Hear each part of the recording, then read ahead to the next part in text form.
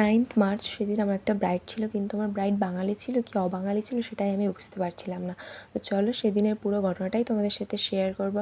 So hi everyone, আমি বৈশাখী বৈদ্য এবং আমি একজন মেকআপ আর্টিস্ট। তো আমার সেদিনের যে লোকেশনে কাজ ছিল, তো তার জন্য আমি বেরিয়ে পড়েছিলাম, দুপুরে বেরিয়ে পড়েছিলাম। আমার কল টাইম ছিল 2টোর সময়। তো র্যাপিডো দাদা আমাকে নামিয়ে দিল, দিয়ে বললো এখান দিয়ে চলে যাও, তুমি তোমার লোকেশনে পৌঁছে যাবে। তো আমি আমার লোকেশানে খুঁজে খুঁজে চলে গেছিলাম।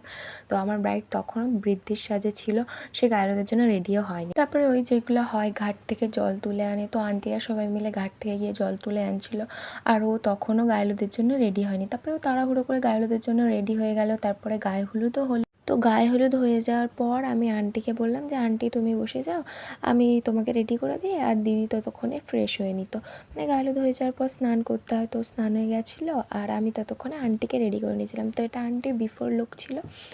আর আন্টির থেকে আমি জেনে নিয়েছিলাম যে আন্টির কেমন মেকআপ চাই। তো আন্টি আমাকে বলেছিল যে তুমি তোমার মতন করে সাজিয়ে দাও, আমাকে সাজিয়ে দিলেই হবে। তো আমি তার মতন এটাকে রেডি করলাম। তো দিদিকে বললাম যে তোমার শাড়িটা দাও, আমি প্লিটস করে রাখি, কারণ বুকিংয়ের সময় দিদি বলেছিল যে আমি শাড়ি পরবো আর পুরো বাঙালি মতন করেই সাজবো, মাথায় কলকা ডিজাইন সব হবে। তাই জন্য আমি দিদিকে বললাম যে দিদি শাড়িটা দাও, আমি প্লিটস করে রাখি। কিন্তু তখনই দিদি আমাকে বললো যে না, আমি শাড়ি পরছি না, আমি লেহেঙ্গা পরছি। তারপরে আমি সবার থেকে যখন সব কিছু শুনলাম, তখনই বুঝতে পারলাম যে দিদি একজন অবাঙালি, কিন্তু বিয়ে করছে একজন বাঙালিকে।